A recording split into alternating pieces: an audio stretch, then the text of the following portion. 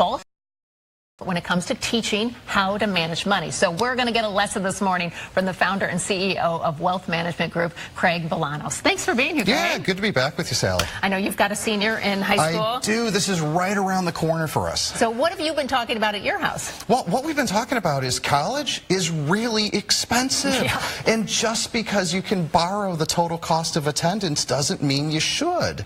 And I understand there was a new survey from Fidelity that said only 29% of parents say they plan to pay fully for college. That's down from 43% just 2 years ago. Why do you think that is? Well, yeah, and that has nothing to do with parents not having love and affection for their kids. That has everything to do with the economic reality that college is getting so far out of reach. Right. I mean, we are talking, it's not unexpected to be like $50,000, $60,000 a year. We just completed our East Coast tour of everything plus or minus DC. The cheapest school was 61. The most expensive school was 72. And then you look at it, no one's graduating in 4 years either. Right. Okay, so how do we start to plan for this? Well, I think the first thing is, again, the kids have to be realistic. We're sending them to school so well prepared in science, technology, engineering, and math, but just the basic money skills are missing. I mean, I'm talking about how to balance a checkbook, even how to budget. Right? Okay, so sit them down and maybe talk about your finances and your budget. Is that a good way? I think so. I think once mom and dad and the student really get an idea of how they're going to navigate the college loan market, which again, just like you would shop for a mortgage, you need to shop for college loans, but then it's much more organic, much more simple. The last thing you want to do is have your college student, have 4 weeks of bills knowing 3 weeks worth of money. Oh, right.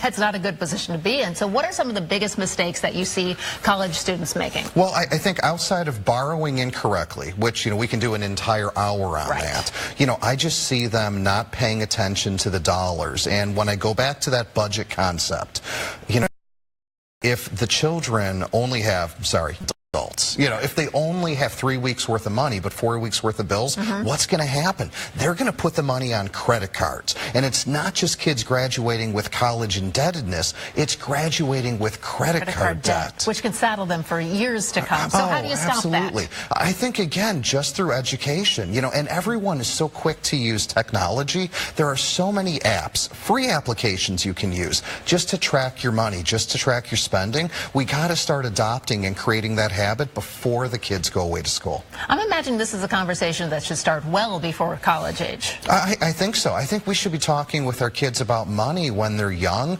but really in that year leading up to college, we've got to prepare them that it's real life and remind them, too, that spring break is not a preordained entitlement. Spring break is an elective choice. That's the thing. Yeah, they go and thinking everybody else is doing it. Yeah, why can't I? Yeah.